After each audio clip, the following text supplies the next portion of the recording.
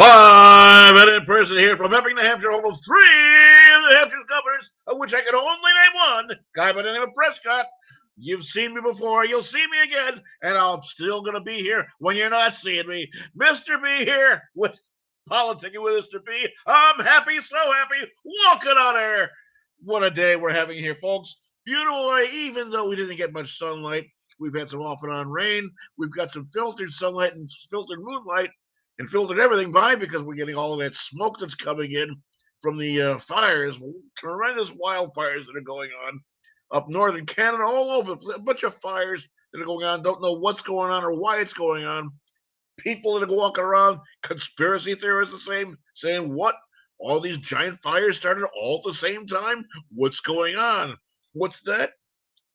A trainload of ammonium nitrate's gone? What's going on? We don't know. We'll have to figure it out. And in the meantime, we are here in the United States. I've got my engineer here, Blazeman, who's about to run up the colors for me. Let's get this show on the road.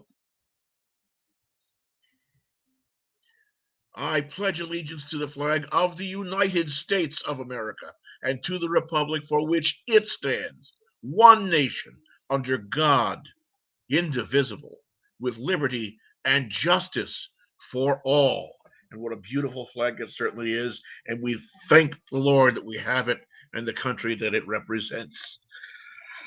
Ladies and gentlemen, we have received, I think, Mr. Blazeman, if you've got it, there's a photograph that we got in from a Ginny Division Freitas for the segment that we have about the gardening. She sent in a beautiful photograph. Apparently, she's got some cucumbers that are going very, very well. And she sent us some photographs of two beautiful cucumber blossoms. We got it. Look at that.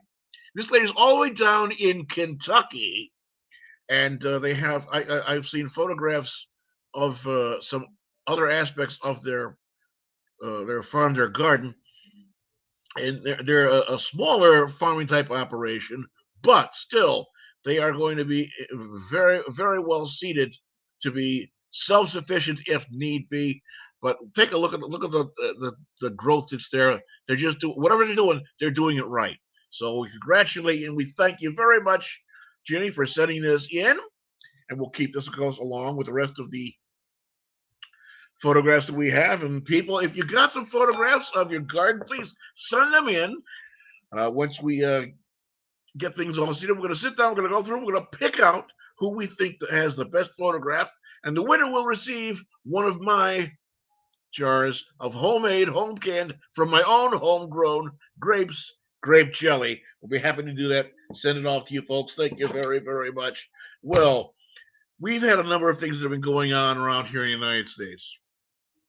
Bro, you liked my sunset? Yes, absolutely. Love the sunset. Absolutely. We've had a number of things that have been going on here in the United States, and now we're coming to that situation, that time in our lives where things are going on. And Blaze, we're going to back off that for a moment. I'm going to go into that in a minute, or in a few minutes. First thing I'm going to be taking up is, ladies and gentlemen, in a time where there should be much joy, much relief, and maybe some a little bit of anxiety too, people thinking about what I'm going to do next, what's happening.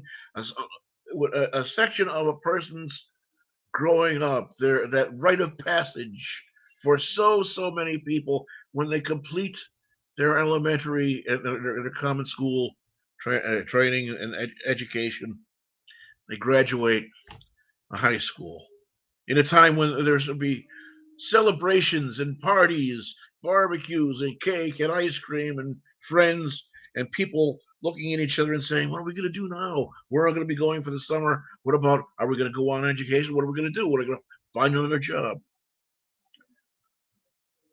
Sadly, there are two people that will not be sharing in those joys. There are families now that are wringing their hands, praying that their loved ones survive, and trying to figure out why this happened. and there are an awful lot of questions. We've got a video here. Do that, Mr. Blazeman. If you could go ahead and roll that for us. We've got some sound.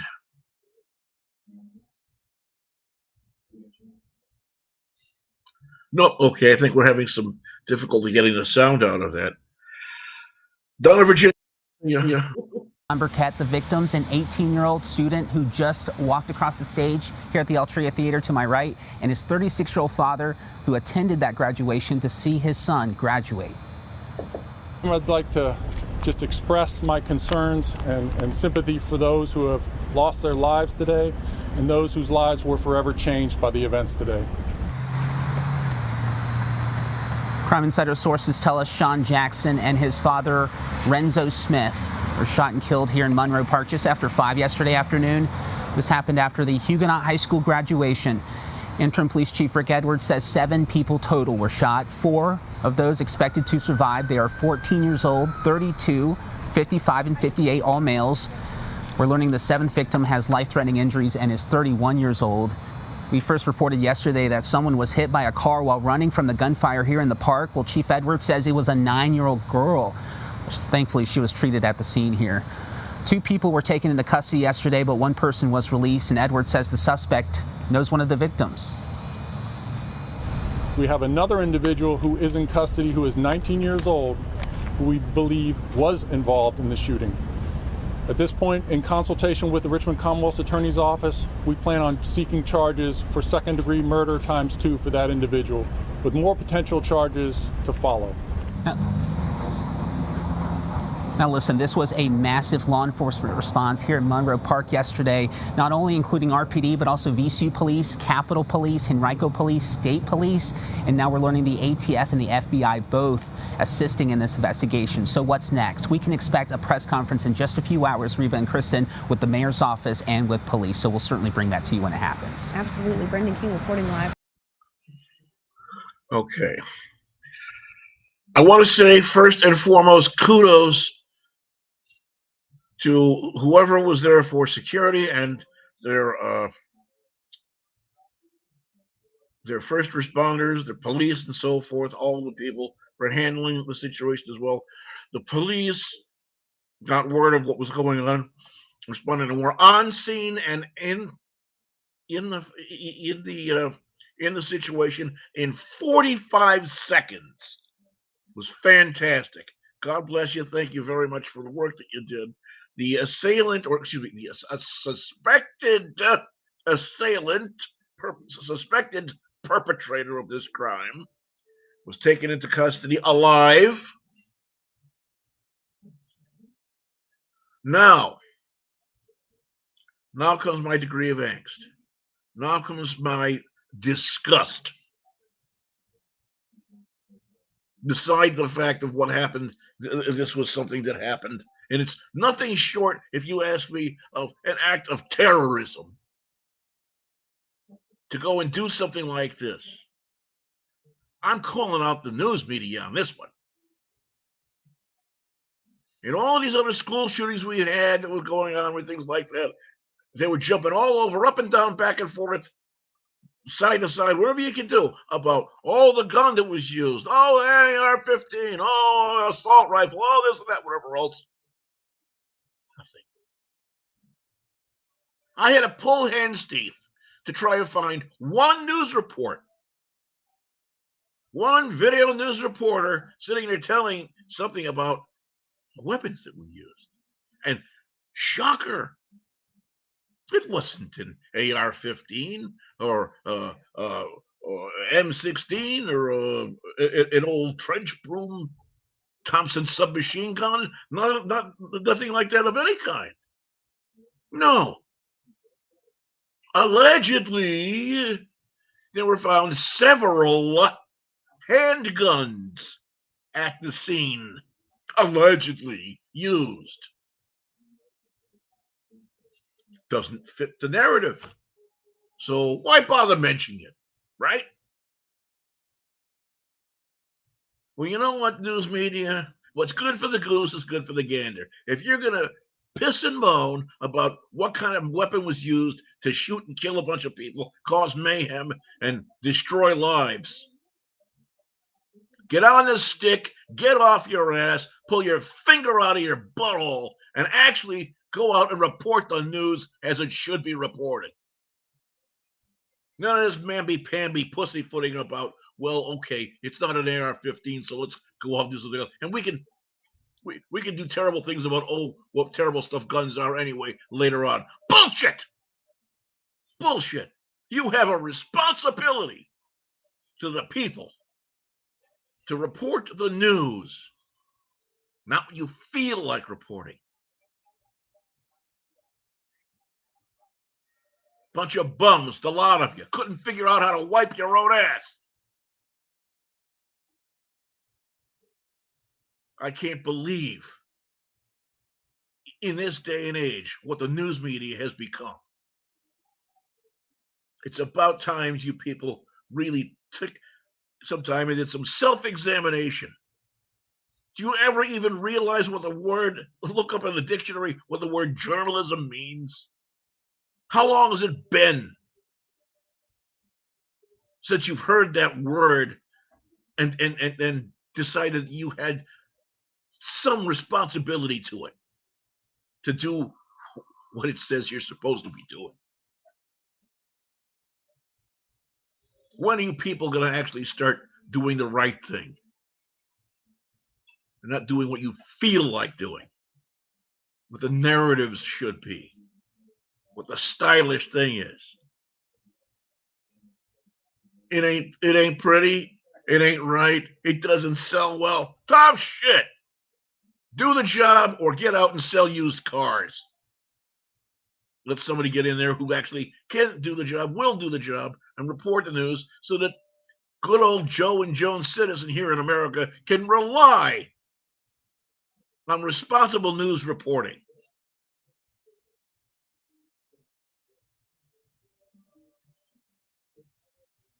I am not a prejudiced man. I haven't got a prejudiced bone in my body. I'm not a race baiter. Here's the next aspect, folks. The unfortunate decedents were people of color. The suspected perpetrator of this crime was also a person of color.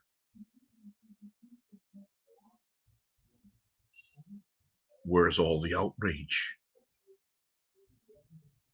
Where are all of the talking heads and the discussion groups and the terror and the things with the signs and the protesting and the no justice, no peace, blah, blah, yada, yada things going on? Where? 2 people are dead. 7 other people shot. A little 9-year-old girl run down by a vehicle trying to flee to save her own life.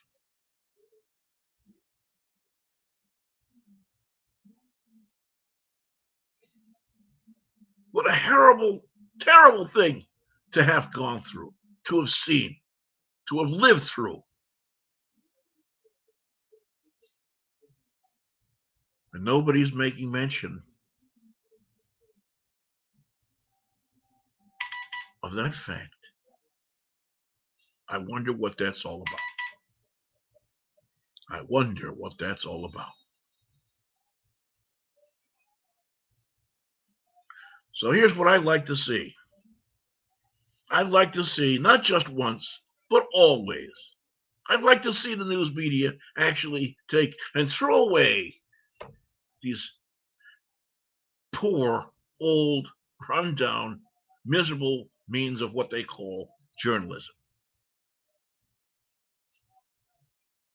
Open up the book, look inside the Oxford Unabridged or Webster's Unabridged, look up the word journalism, see what it means, and become it.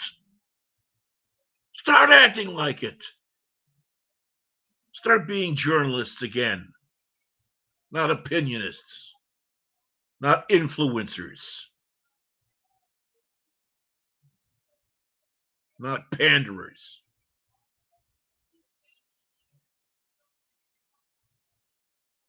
Dear God in heaven, I have no desire to know what it feels like being the family members of the people left behind.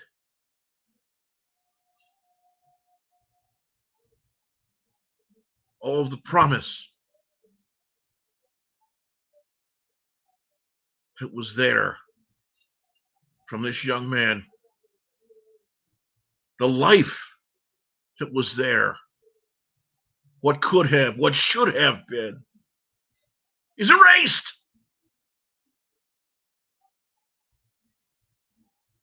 Their family bereft of a shining young man who had it all ahead of him.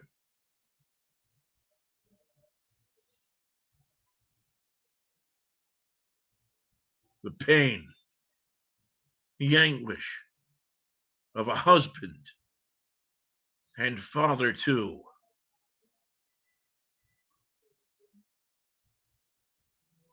Gone. We could sit here and we can point our fingers and say, oh, what terrible stuff. Isn't that awful and whatever else.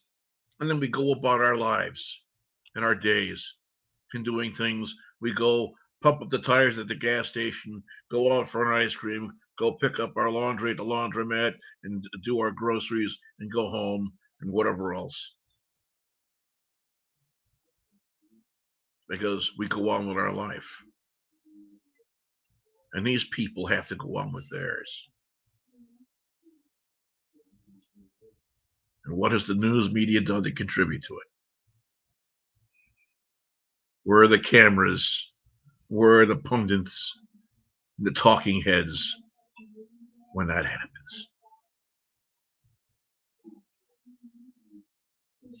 Frankly, I'm terribly sick of what our media has become. It's time. It's time. You know,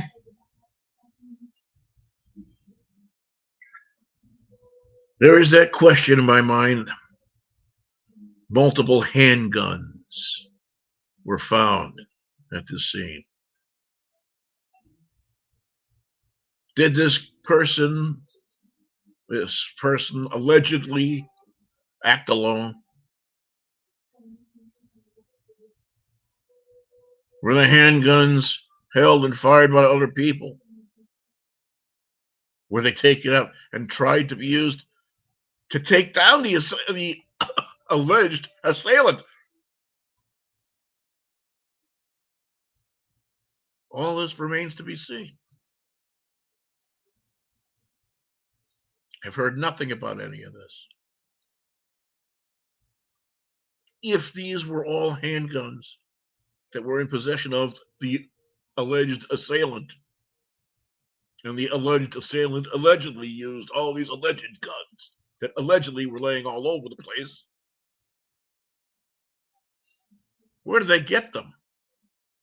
How did they get them? Odds are it wasn't a matter of background checks and so forth and tests and things. Odds are these were weapons that were somehow or another obtained, allegedly illegally, without any alleged background tests.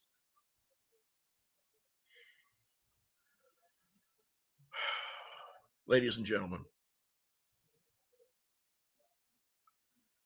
I'm not a fan at all of any of these horrific things that have happened. This is by and large one of the most odd cases of a school shooting to date that I know of. At a graduation. This wasn't in a classroom.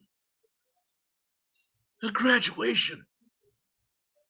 Life was progressing. And a life that was progressing now has been forever stilled.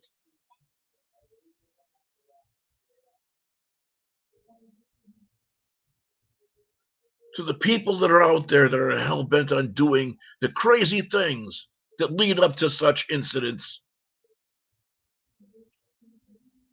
can I please make an impassioned plea to you? Stop!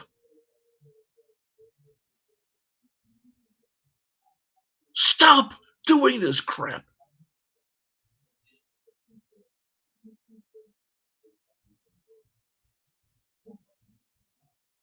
Start having respect for human life.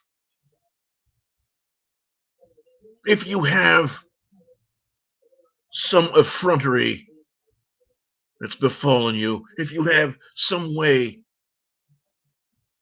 that has crossed you,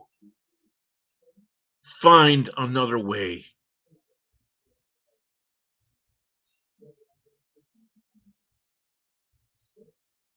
This business of shooting each other up over turf wars,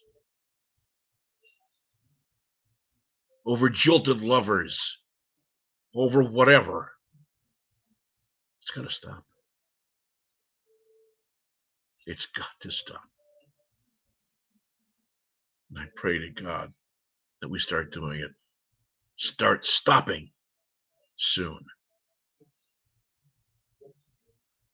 All of this having been said, ladies and gentlemen, I hope you'll excuse me. I'm going to take a break for a couple of minutes, Blazeman. When we come back, we're going to be doing some discussing about the 79th anniversary of D-Day, and I've got some great information. We've got some things to show you, and we'll see you in a few minutes. So, Blazeman, we're going to be taking a break, and I'll see you in a couple of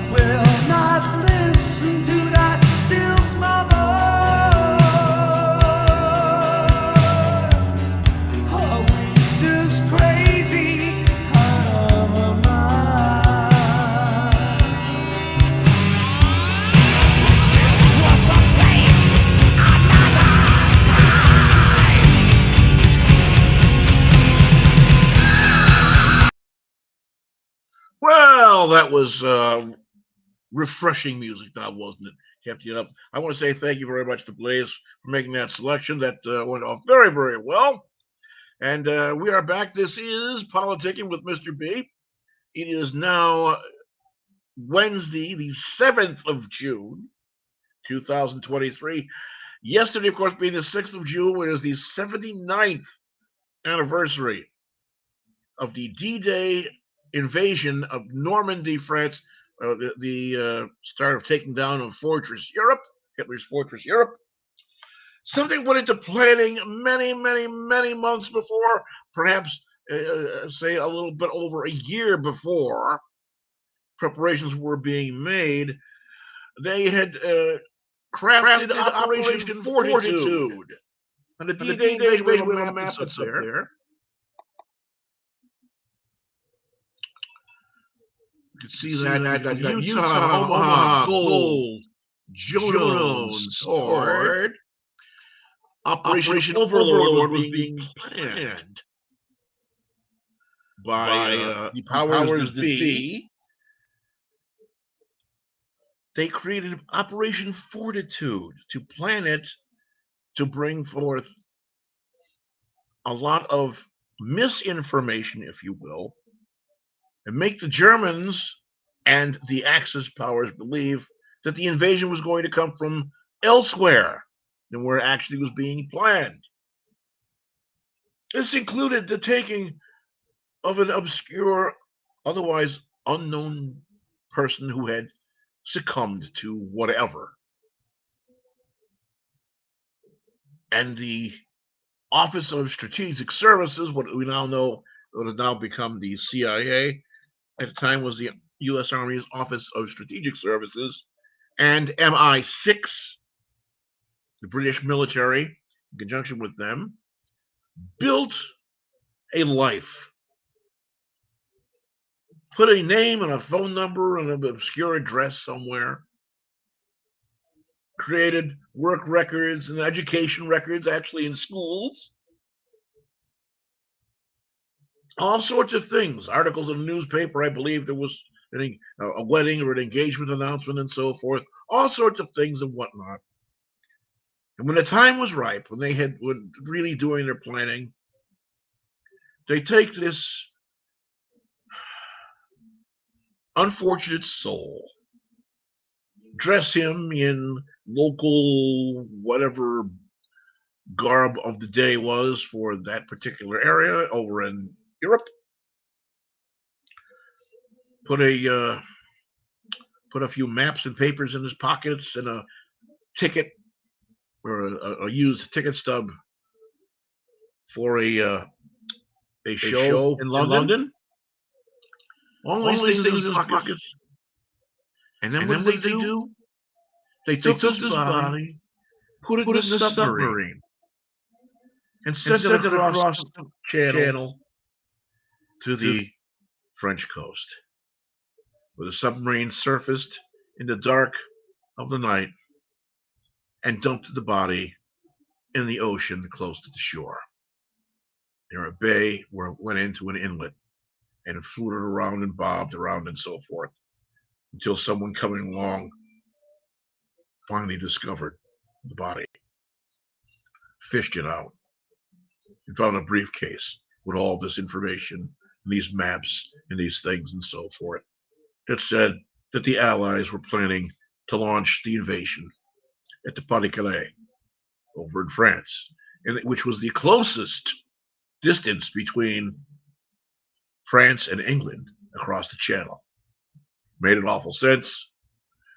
The German High Command, not being ones to be taken by surprise, actually did their due diligence, and they did the research, and they looked up this person's phone number and tried to get information about this person, where they went to school and where they married or what was going on and where this person lived and what his day a week in his life was like, matching it up to theater tickets and so forth. Although, you know, it seems that this fellow died only days after those theater tickets were used. Everything matched up. It was beautiful. So the German High Command, General Jodl, von Lundstedt, Blumentritt, even Rommel were on the hook, thinking it was all coming from the Pas-de-Calais. But the work wasn't done. Blazeman, I think you've got some photographs. Have you got a video there of the of all the rubber trucks and the tanks and so forth. If you've got that, can we get that up and show that? What was done? The Allies were building rubber tanks and trucks and tents and troop movements, and they used phony radio transmissions and even phony radio interviews with General George S. Patton Jr. In several months, England has become an immense arsenal in preparation for D-Day. Churchill is still just as cagey about landings, but this time he has a trump card. His secret services have assembled a phantom army. Codename, Operation Fortitude. To misdirect German reconnaissance units, thousands of inflatable vehicles of all types are deployed near Dover to make it look like a landing in the Pas-de-Calais. Full decoy divisions made out of rubber are placed in the fields. Hitler had leaked false intelligence to the Allied nations about his military might in the 1930s. Well, he's going to get a taste of his own medicine. Churchill can't be sure the illusion will work, but he has a joker on the opposing side, Adolf Hitler himself. In the night between the 5th and 6th of June, 1944, the biggest armada ever assembled makes its way towards the French coast. Hitler goes to bed at 4 a.m. At 6 in the morning, the fleet is spotted and combat is engaged. German generals immediately call the Chief of Staff, fearing this armada is the dreaded invasion fleet. They call for reinforcements in case of an attempted landing. But General Jodl refuses to wake the Führer to request authorization. One doesn't disturb a sleeping dictator, especially not Hitler. Hitler isn't roused until 10 in the morning by his camp aide. But Hitler is convinced that the attack on Normandy is nothing more than a diversion for the real landing in the Pas-de-Calais. He refuses to send reinforcements. Hitler has taken the bait. The inflatable rubber decoys of Operation Fortitude did the job.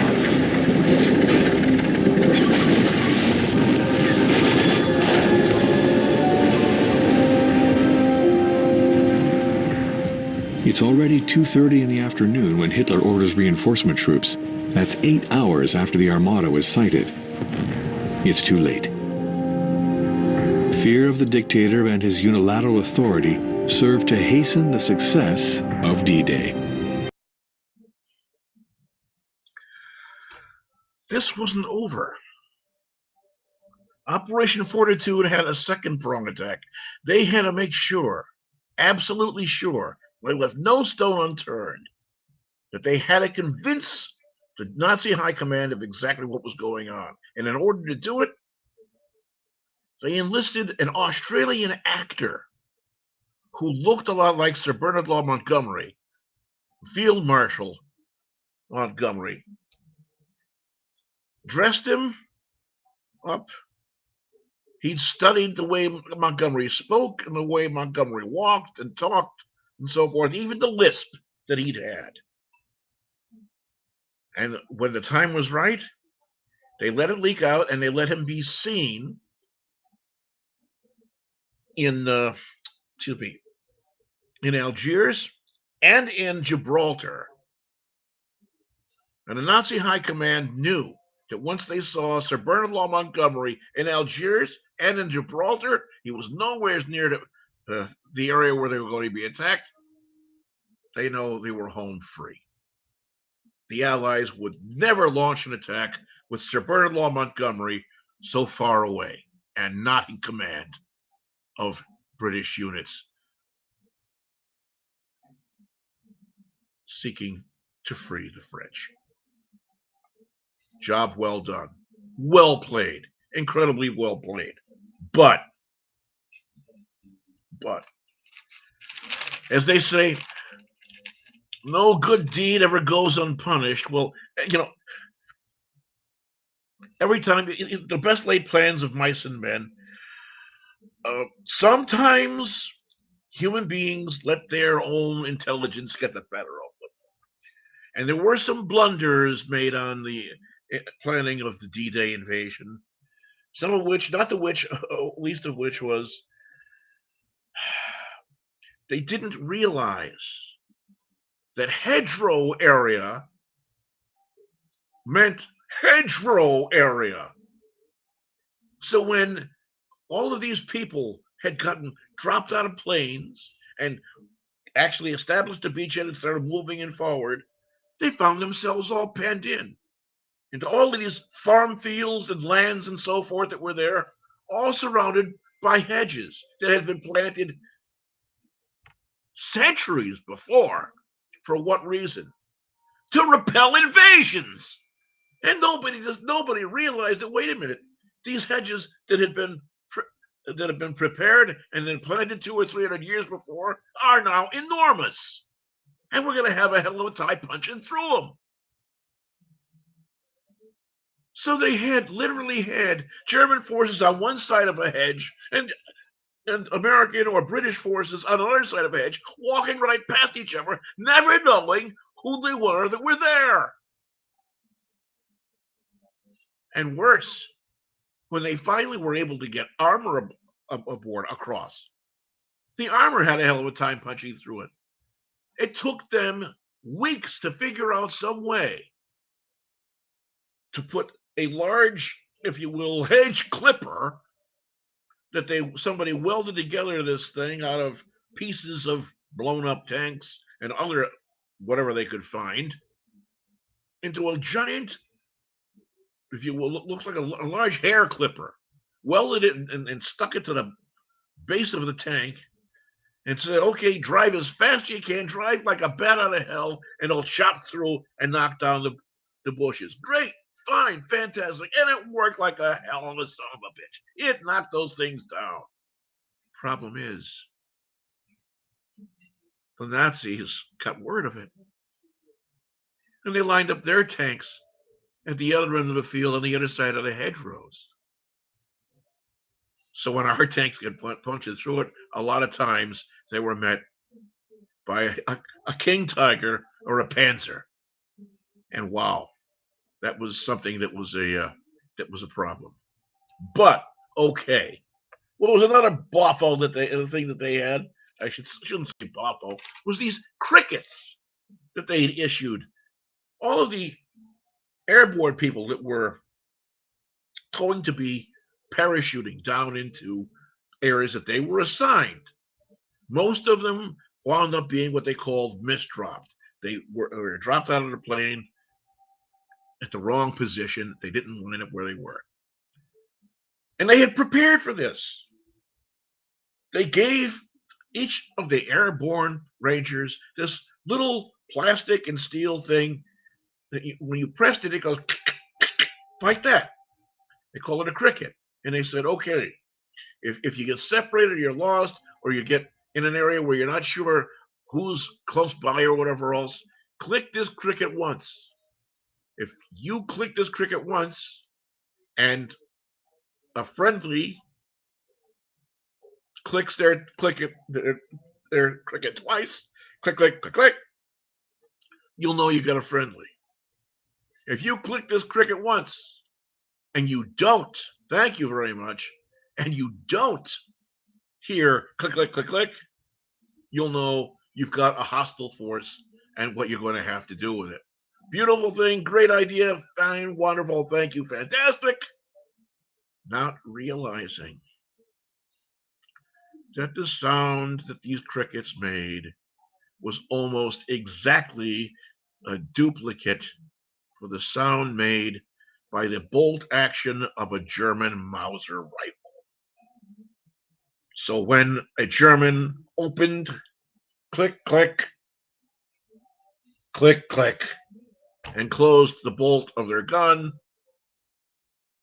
a friendly found themselves walking out saying, hey, how you doing, Joe, Sam, Pete, whoever? And they found themselves with Rolf going boom, killing them. the best laid plans of mice and men.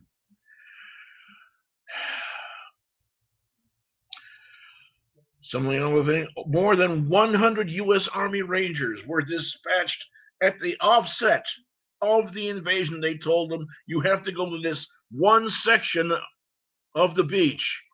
Those cliffs are so high, you gotta scale those cliffs, because at the top of those cliffs, there are artillery guns. They've got to be taken out.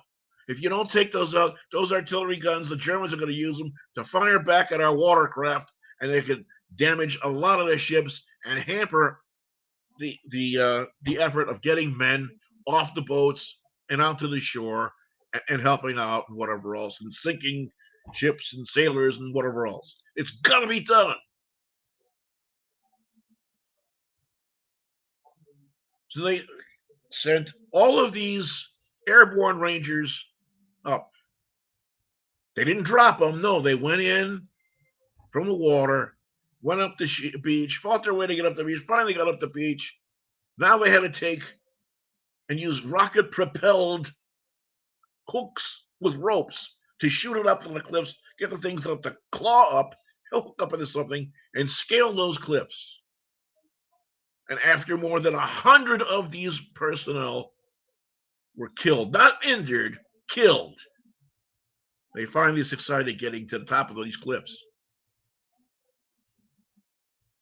They vanquished the Germans that were there, and they made their point right to where the pillboxes were, where these guns, they're supposed to go in and take them out, only to find out the guns were never installed. These giant pieces of artillery that they were supposed to take and neutralize weren't there. The lives of 100 men going up into this effort were lost trying to complete a task they never should have been assigned. But it happens when you have a failure of intelligence. I can't be a Monday night quarterback. I'm not going to take it, hold people, help their feet to the fire because of something like that. Something could happen, and it did. To their credit, when the remaining members of this unit had all come together and they started moving inland, it wasn't too far that they went, maybe about 2 or 3 miles. And what happens? They came across the artillery pieces, which were mounted on wheels so that they could be moved. They moved them in, they saw them, and the Nazis weren't there. They were off having their luncheon, cooking, and so forth. So these airborne rangers took whatever thermite bombs and grenades that they'd had, set them off on these artillery pieces, rendering them absolutely useless to the Germans, and still wound up completing the task. Now these incredibly large guns that did endanger the flotillas and so forth were useless to the Germans. Thank God. Well, one of the other things that happened, and a lot of people know about this, some people don't know about this, as yes, there were a number of people, how many people have seen that movie, Saving Private Ryan, or I've seen the movie The Longest Day, where bombs are going off everywhere while they're taking and dropping airborne rangers all over the place. And there was one area that people had, and it was vital that this town get taken. And they were dropping airborne rangers as close to Semeraglis as they possibly could. But this is something no one could have possibly planned. Sometime during the night, had nothing to do with the invasion. A church had caught on fire in Semeraglis.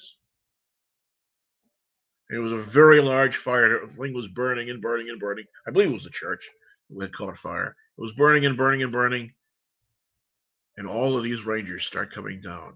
And all of the townspeople are there trying to put the fire out. And along with all the fire of the townspeople, of course, there's German troops. So all of these courageous airborne rangers coming down, they were, before they could even hit the ground, they were shot, they were bayoneted. When they came down, they were beaten. Anything, they were all killed. As far as I know, only one of the entire group survived, and that was because he had gotten hung up in a church steeple and hung there for hours and hours before relief finally came. And they wound up cutting him down. And the poor fellow, unfortunately, because he was there, hung up on the church in the steeple, because the fire was going. The church was ringing the bells to call as many people as they possibly could to help them. And this poor fellow was right in the steeple, right by where the bells were, and it deafened him.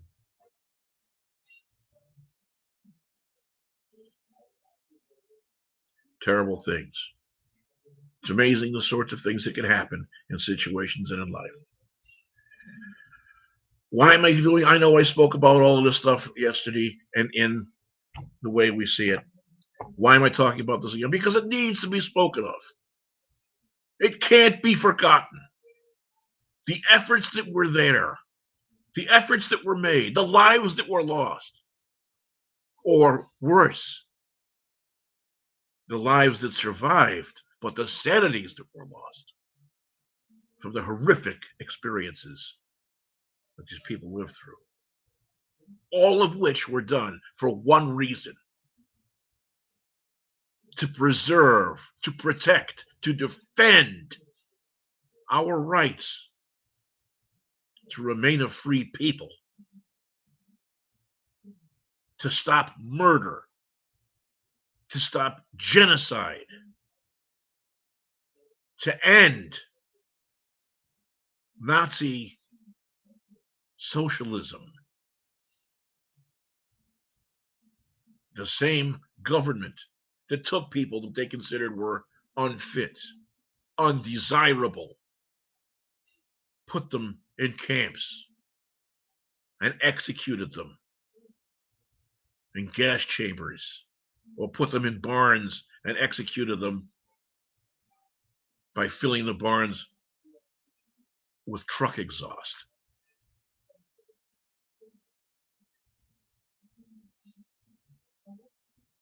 We got to remember this. So people, if you want to go out, you want to have parades about how proud you are of being whoever you are or whatever you are or whatever you do, that's great. That's fine. Fantastic. But for God's sake, remember the price that was paid to give you the right to do it.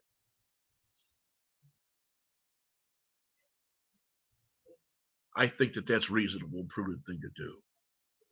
And I hope you'll all join me in thinking so. I want to reach out and I want to say thank you very much to our engineer Blazeman for all of his work, for his dedication, for his help and assistance. And I want to say thank you to all the people who are watching, who are spreading the word, who are saying nice things, giving us messages and whatnot. I want to say thank you very much to Jenny for sending in that lovely picture of her cucumbers. I wish very well for that. And I'm Mr. B. If you've got some photographs of your garden, I'd love to see them. Send them in, please, by all means. The more, the merrier. I'm Mr. B. This is Politicking with Mr. B. We will see you again next Wednesday at 8 o'clock here on FFN Network. Thank you all very much and have a good life. We'll see you, folks. Take care.